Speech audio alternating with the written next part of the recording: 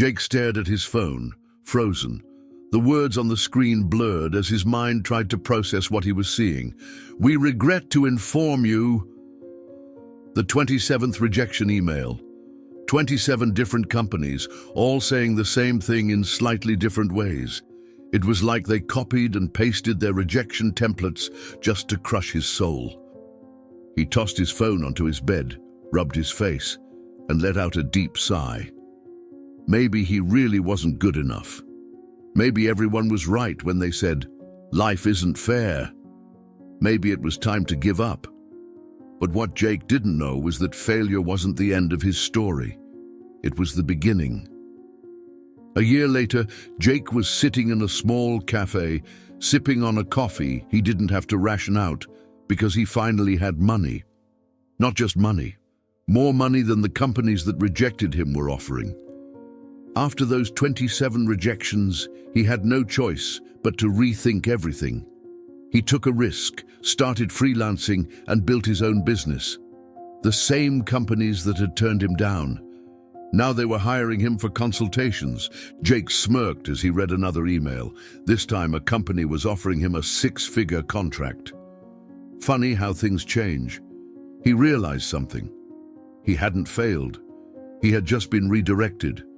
Nietzsche would have called this the will to power, the ability to turn setbacks into fuel for growth.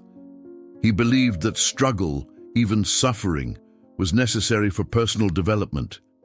If Jake had never been rejected, he would have never built something of his own. He didn't fail. He transformed. Now to the Olympian who never won gold. Derek Redmond had trained for this moment his entire life. The 1992 Olympics, the 400-meter race, the starting gun fired, and he ran like his life depended on it. Then snap! A sharp pain tore through his leg. His hamstring had given out. He collapsed, clutching his leg, watching as his dream shattered in real time. The medics rushed in, ready to pull him off the track. But Derek? Derek refused. He got up. He started limping. One step, then another. Every step was excruciating, but he kept going. Then suddenly, someone ran onto the track, his father. He wrapped an arm around Derek, supporting him. Together they walked. The stadium erupted in cheers. Derek crossed the finish line, not first, not second, but last. And yet, it was the moment the world never forgot. Nietzsche had a term for this kind of persistence, amor fati, the love of fate. He believed that instead of resenting hardships, we should embrace them, knowing that every challenge strengthens us. Derek's story wasn't about winning. It was about refusing to surrender, about pushing through pain to complete what he started. If you thought that was inspiring, wait until you hear about the kid who never made the team. In high school, Michael was cut from his basketball team. He locked himself in his room and cried. Maybe he wasn't as good as he thought. Maybe basketball wasn't for him. But instead of quitting, he trained harder than ever. He showed up earlier, stayed later, shot thousands of free throws until his arms ached. Years later, that same kid, Michael Jordan, became the greatest basketball player in history. His failure didn't define him. His response to failure did. Nietzsche argued that greatness comes from overcoming resistance. Strength doesn't come from easy victories, but from hard-fought battles. Jordan's rejection wasn't a dead end. It was the push he needed to surpass himself. Now, to the writer, no one believed in. 12 publishers rejected her book.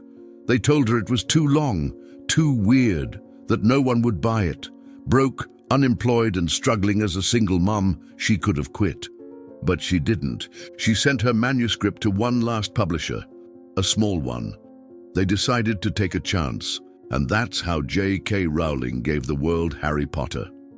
Today, the Harry Potter series has sold over 500 million copies. The people who rejected her, they probably kick themselves every day. Nietzsche would call Rowling's journey an example of the Übermensch. His concept of the person who rises above difficulties and creates their own path. She didn't let others define her worth. She didn't wait for permission. She made her own fate. By now you know that what doesn't kill you. Friedrich Nietzsche once said, "What does not kill me makes me stronger." Think about it. Every rejection, every loss, every failure, it's training. It's preparing you for something bigger. Nietzsche didn't believe in failure as a stopping point. He saw setbacks as necessary for growth. He argued that pain, struggle, and difficulty are not things to avoid, but things to embrace, because they forge us into stronger versions of ourselves. So maybe you got rejected from that job. Maybe your business failed. Maybe you feel like you're not good enough. But Jake, Derek, Michael, JK, they all thought the same thing at one point, and they were wrong. Failure isn't the opposite of success. It's part of it.